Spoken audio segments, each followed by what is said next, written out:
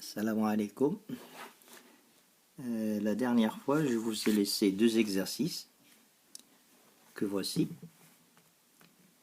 Alors, après avoir étudié l'égalité de deux vecteurs, je vous ai proposé deux exercices, exercice 1 et exercice 2. Alors, l'exercice 1 nous demandait de donner tous les vecteurs qui sont égaux. Tous les vecteurs qui sont égaux à partir d'un parallélogramme ABCD de centre O. Deuxième exercice, on nous a donné deux figures, on nous a demandé de justifier ou bien de démontrer pourquoi le vecteur AE est égal à DF. Alors, commençons par le premier, il est extrêmement facile. C'était tout simplement pour que vous familiarisez, il faut se familiariser avec l'égalité de deux vecteurs, parce que je vous ai dit que il ne faut pas utiliser la direction d'une part, le sens d'autre part, et passer au silence le sens, comme vous avez fait à maintes reprises la dernière fois. Alors, pour se familiariser avec l'égalité de deux vecteurs, je vous ai donné cet exercice 1 qui ne fait que appliquer deux règles. C'est la propriété du parallélogramme en premier. Deuxième propriété, c'est le milieu d'un segment. Parce que le milieu d'un segment va me donner des égalités de vecteurs. Parallélogramme aussi. Alors, essayons de tracer un parallélogramme et de trouver tous les vecteurs qui sont égaux. Alors, j'ai donné ici la solution de l'exercice 1. J'ai tracé un parallélogramme ABCD.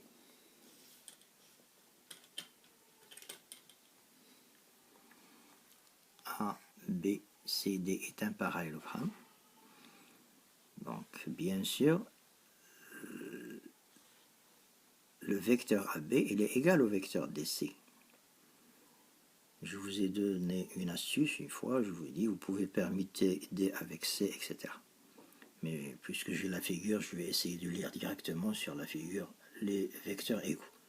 Eh bien, AB égale DC, BA égale CD, si je change le sens, je mets la flèche de l'autre côté, BA, CD, deuxième égalité, troisième égalité, AD égale BC, et dernière égalité, pour le parallélogramme, tout seul, sans centre, bien sûr, CB égale à DA.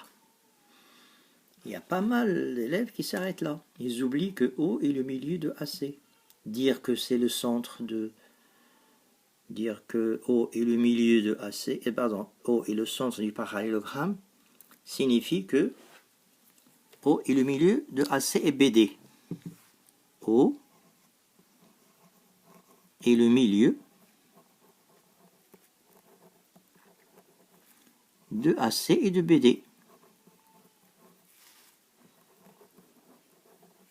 Parce que le sens d'un parallélogramme,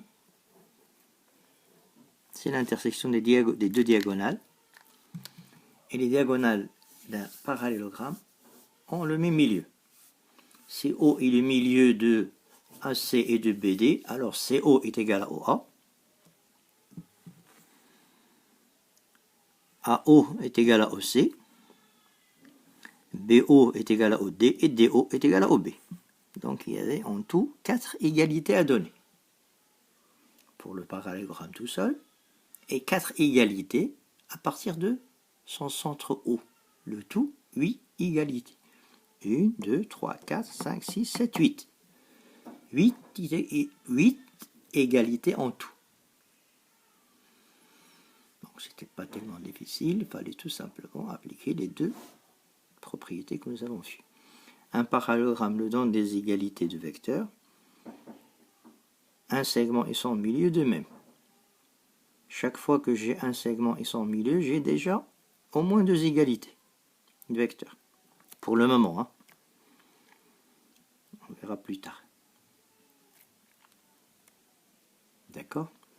Alors passons à l'exercice 2 maintenant. Alors l'exercice 2 nous demandait de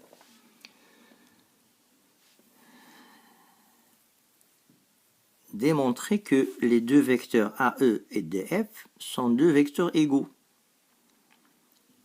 Et on nous a donné une figure. ABCD est un parallélogramme, BEFC aussi est un parallélogramme. Mais ces deux parallélogrammes ont un côté commun, c'est BC.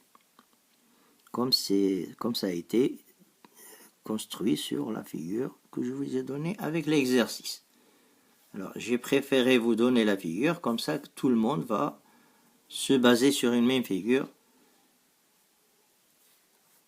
On n'a pas à faire beaucoup de figures différentes. Sinon, ça posera des problèmes pour la correction. Surtout que la correction va se faire à distance. C'était en classe. J'aurais pu vous laisser chacun tracer sa figure et discuter après.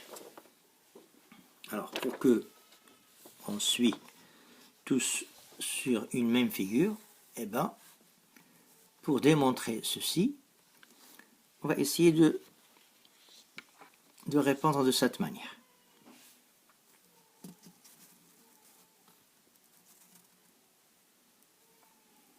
Voici la solution de l'exercice 2. Alors, ABCD est un parallélogramme, donc AD est égal à BC. Le vecteur AD il est égal au vecteur BC. De même, BCEF, BCFE,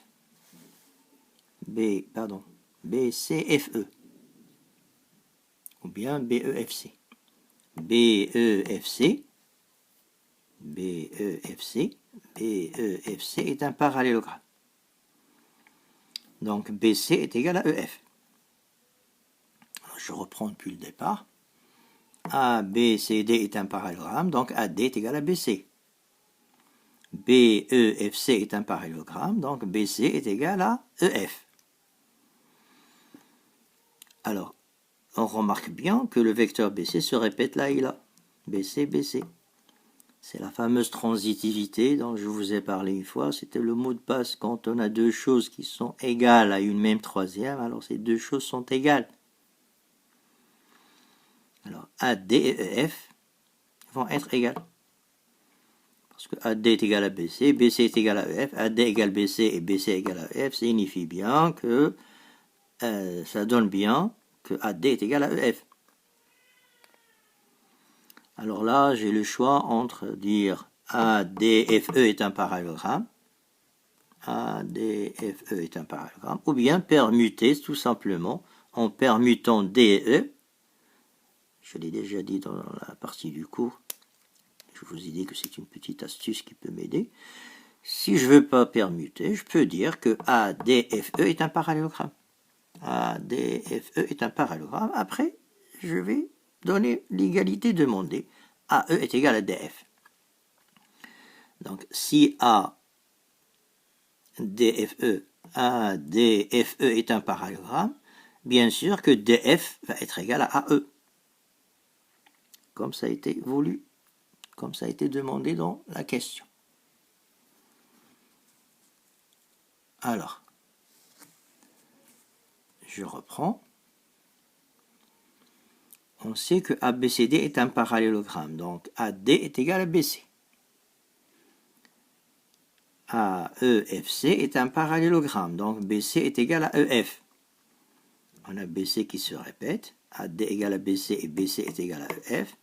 Donc AD et EF sont deux vecteurs égaux à un même troisième, BC. Donc ils sont égaux entre eux. En permutant D avec E, j'arrive à trouver que AE est égal à DF. Je répète ce que j'avais dit tout à l'heure. Si je ne voulais pas permuter DE, j'aurais pu dire que ADFE est un parallélogramme après tirer l'égalité demandée. Donc voici pour les deux exercices. C'était tout simplement un entraînement de familiarisation avec l'égalité de deux vecteurs et comment rédiger la solution. Et je vais enchaîner tout de suite avec un autre exercice que je vous ai préparé. Et je vous propose tout de suite, je vais discuter avec vous la solution. Et je vais vous demander tout de suite, après avoir vu la discussion de la solution, j'aimerais bien que vous laissez la correction de côté et essayez de refaire l'exercice vous-même. Ça vous fera du bien, ça vous entraînera à faire des démonstrations correctes. Alors, je ne vais pas m'attarder sur ça. Alors, je répète encore une fois, je vais discuter avec vous la solution de cet exercice. Ce sera un exercice résolu.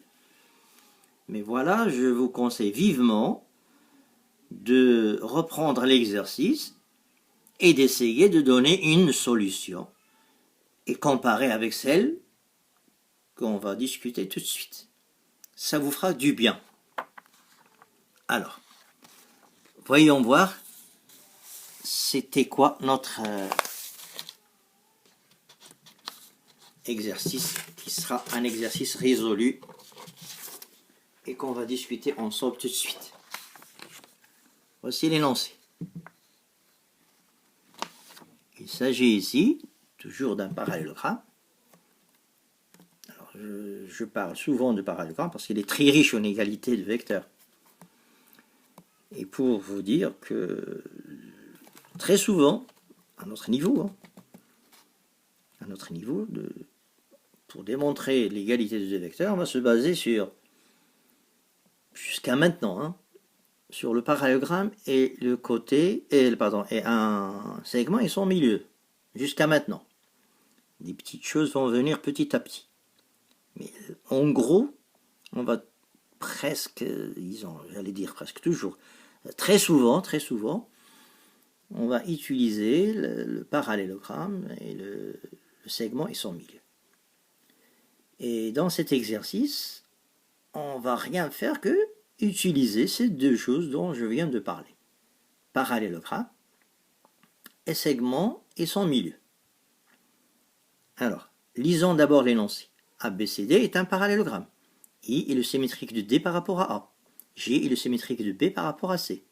Faire une construction. Démontrer que les deux vecteurs IB et DJ sont deux vecteurs égaux. Alors, la construction, super simple. Un parallélogramme, symétrique de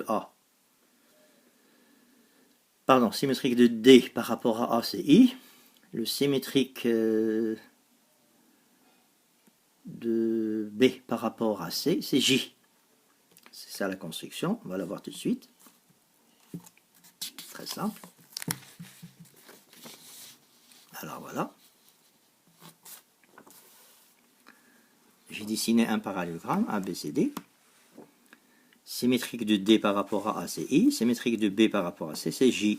Et on nous demande de démontrer que IB et DJ sont deux vecteurs égaux.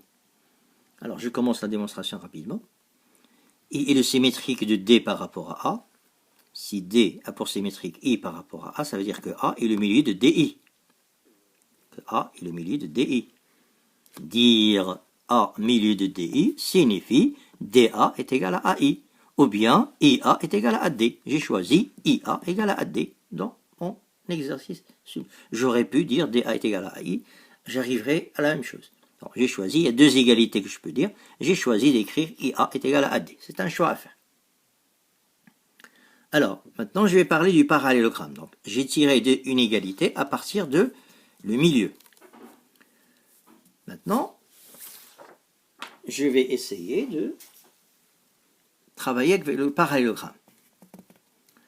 ABCD est un parallélogramme. Donc, AD est égal à BC. AD est égal à BC. Alors, voyons voir. Tout à l'heure, nous avions IA est égal à AD. Maintenant, AD est égal à BC. La transitivité, encore une fois. AD, AD. On a IA est égal à AD et AD est égal à BC. IA est égal à AD, c'est ça. AD est égal à BC, je l'ai pris d'ici. Donc ces deux égalités, je les ai mises côte à côte. Puisque j'ai AD qui se répète, bon, IA et BC sont deux vecteurs égaux. Première étape. De même, je vais jouer avec la symétrie par rapport à C cette fois-ci. J symétrique de B par rapport à C signifie que C est le milieu de BJ. Si C est le milieu de BJ, ça veut dire BC est égal à CJ. Voilà, encore une fois, un segment et son milieu m'a donné une égalité de deux vecteurs. Encore une fois, parallélogramme. Tout à l'heure, j'avais utilisé le milieu et le parallélogramme. Cette fois-ci aussi de même. ABCD est un parallélogramme, donc BC est égal à AD. BC est égal à AD. BC et AD sont deux vecteurs égaux. D'ailleurs, je l'avais dit tout à l'heure, AD est égal à BC. Là, j'ai dit BC est égal à AD. Alors, qu'est-ce qu'on a eu? BC est égal à CJ, BC est égal à AD. Transitivité. BC, BC. Alors, CJ et AD sont deux vecteurs égaux. CJ égale à AD. Alors, je reprends maintenant sur la figure sans lire ce que j'ai déjà écrit. Alors, D a pour symétrique I par rapport à A. Ça veut dire A, milieu de ID. Dire que A, milieu de ID, vectoriellement, je peux écrire IA est égal à AD. Voilà. ABCD est un parallélogramme. Donc AD est égal à BC. IA est égal à AD, AD est égal à BC, donc IA est égal à BC. Deuxièmement, deuxième partie, B a pour symétrique J par rapport à C. Cela signifie que C est le milieu de BJ. Dire C milieu de BJ, cela veut dire que BC est égal à CJ. ABCD est un parallélogramme, donc BC est égal à AD. BC est égal à AD, BC est égal à CJ, donc CJ est égal à AD. Voilà. Maintenant, je vais jouer avec les deux. IA est égal à BC, puisque IA est égal à BC, la première égalité que j'ai entourée ici. Je vais permuter A et B. Je vais avoir IB est égal à AC.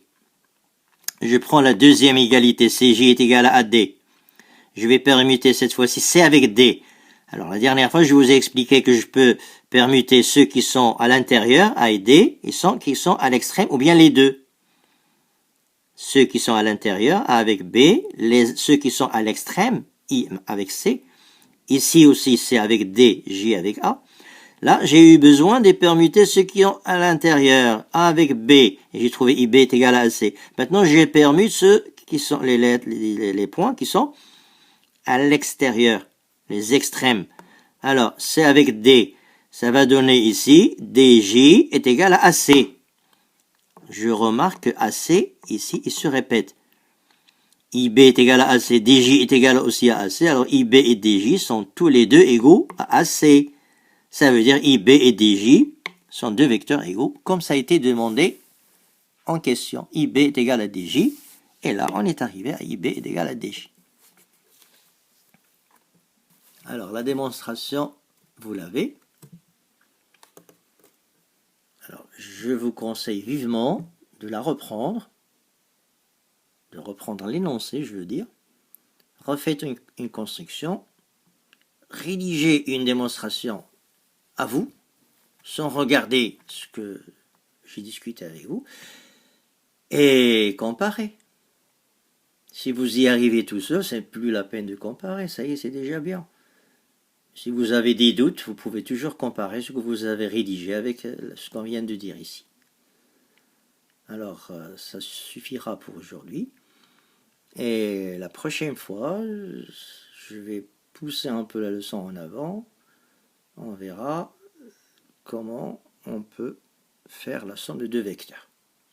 Ce sera l'objet de notre prochaine séance, Inch'Allah. Bon, je vous dis rien pour le moment. Sauf salam alaikum.